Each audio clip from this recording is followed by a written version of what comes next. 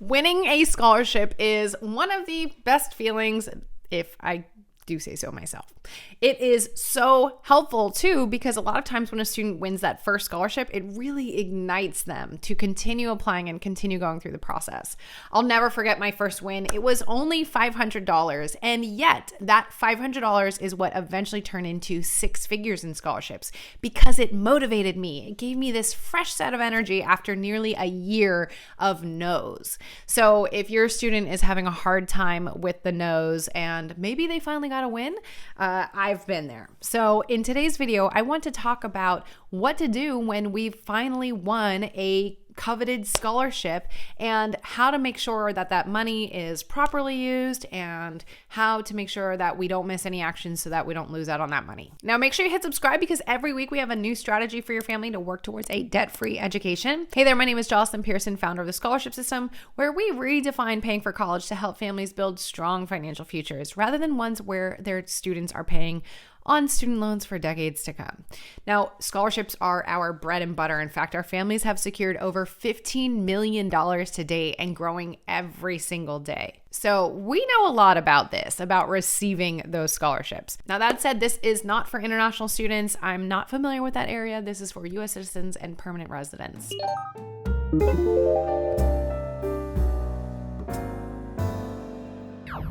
Okay, let's jump in. Now, winning a scholarship is exciting. It should be, but that work doesn't stop necessarily once we get that acceptance letter, although there's not too much work left. But let's go step by step so that you and your student are prepared to handle this money properly and take advantage of every opportunity with it. So, of course, the first step I have to say is to celebrate, but stay humble, of course. But winning a scholarship is a huge accomplishment. We should be excited. Maybe going out to dinner or taking a break from something, treating ourselves for that win. We want to acknowledge it versus just continuing the grind. This might be even something that you want to share the good news. And if you're a member of the scholarship system, every month we choose winners from our wins post.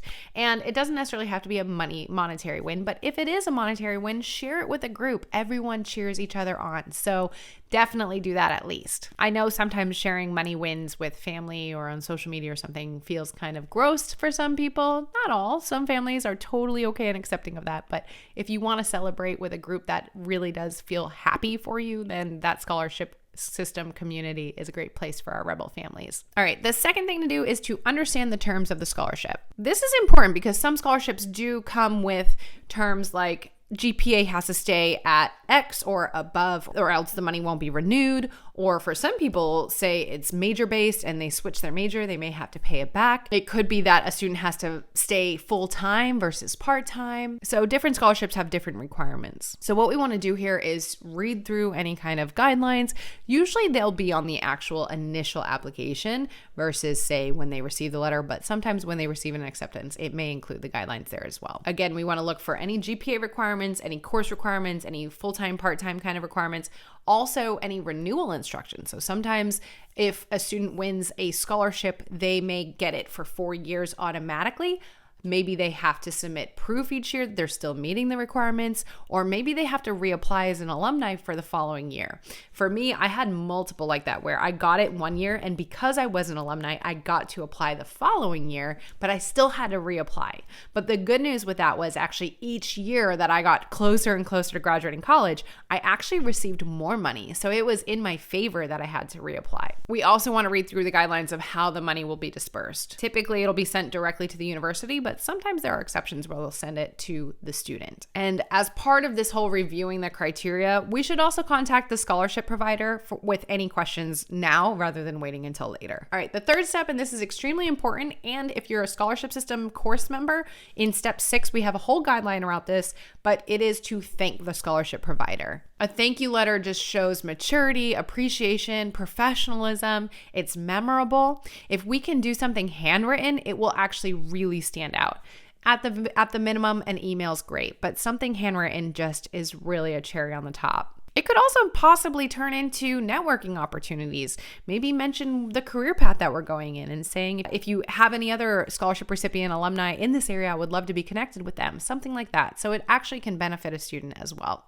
Again, this is something that we cover in step 6 in the scholarship system. Now, if the scholarship is an organization or an association, maybe finding out about any kind of way to join that organization or association would be beneficial. Now, I have an entire YouTube video all about how to write a scholarship thank you letter, so you can check it out here, or you can find it in the description below. And by the way, while I'm mentioning free resources, if you want to find more scholarships that are legitimate and have less competition, make sure you also check out our free webinar where I cover my 6 steps to securing scholarships. It's how I got 6 figures and how we've helped thousands of families get over $15 million.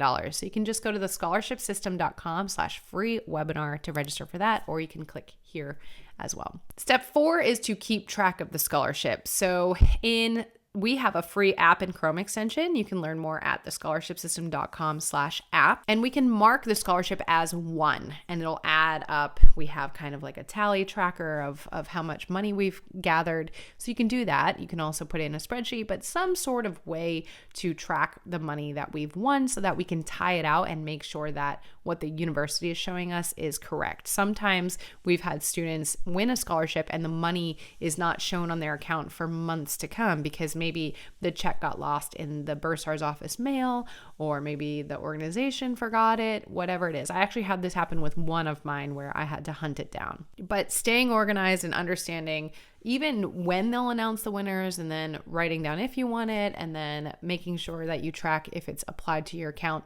This is extremely important. We can even set calendar reminders for this, also for the requirements that we looked up, if we have specific deadlines for when we need to send transcripts or GPA or anything like that. Okay, now the 5th step is to plan how to use the money. Now, some of them might have stipulations, but most of them will just send the money directly to the university and will say, okay, apply it to their bill. But if there are rules or regulations around how to use the money, we want to make sure that we're in communication with our bursar's office and that it's being used properly. I didn't really have any issues with this, and I received scholarships from many different organizations. If you know my story, I got a lot of smaller dollar scholarships to add up to a free ride, and so I had a lot of different organizations that I had to work with, and it really wasn't an issue, but it is worth being aware of. Now, that said, if the money is in excess of your student's total bill, then the university may just cut a check for what's remaining. So that is something that we call an overage check, and that happened to me. Once it was cut to me, I could use it for whatever I wanted. So there really weren't any rules after that. So oftentimes I use them for my rent. One semester, my laptop broke. I used it to get a new laptop. Whatever it was that I needed that was school related. But that amount will show on a 1098-T form, which is the tax form that all universities give students for taxes. Now, just a note, if a school participates in scholarship displacement, this may be something where we need to talk to the school and find out, and we may want the scholarship to send money directly to us instead of through the school. So that's something also, if you want to, you can Google the scholarship system, scholarship displacement, and read our whole article, our blog post all about that. Okay, now the next step is to update your financial aid office. So this is more if we don't see that money, if something's missing, or maybe the money didn't come in time for the bill. Maybe you can get some leniency there. Maybe they'll give you a little bit of a delay in payment because you know a scholarship is coming. So communicating with your financial aid office, or some of them are called bursar's office, can be beneficial if there's any kind of holdup or if the money's not there yet. Now, the last step is, of course, optional, but we think it's extremely beneficial, and that is to stay connected and maybe even pay it forward or give it back. So building a relationship with a scholarship provider really can turn into internship opportunities, job opportunities, connections with the alumni. I remember I was interested in working or interning with a certain company, and one of the alumni from the scholarship I received worked there, and so they connected me with that person. But also giving it back, maybe not right now, but down the road, your student may want to start a scholarship fund. So through the scholarship system, I've given now back tens of thousands of dollars in scholarships, and that is my way of paying it forward down the road. Of course, this is when our students are able to do that, but it is something to keep in mind. I also do love paying it forward in the sense that we fill in the scholarship committee on our progress. So this might be a little bit beyond just sending that initial thank you, but actually sometimes I sent, depending on the scholarship, I don't know how I really felt it out, but if I felt close to the committee, I actually each year sent them an update of, hey, this is what I accomplished this past year, and I'm just letting you know that your money was put to good use. So I think that's something that committees appreciate as well. And remember that Scholarships oftentimes are given by specific families that donate. So that money or that thank you letter and that communication is given to the original family, and it makes them feel good. So comment below, do you have any questions about scholarships? I'd love to see what your questions are, even if it's about receiving the money or how to use the money, but it could be something totally different as well. And maybe we'll create another video on some of those questions. But hopefully this helps you and your student understand what to do if we win that coveted money.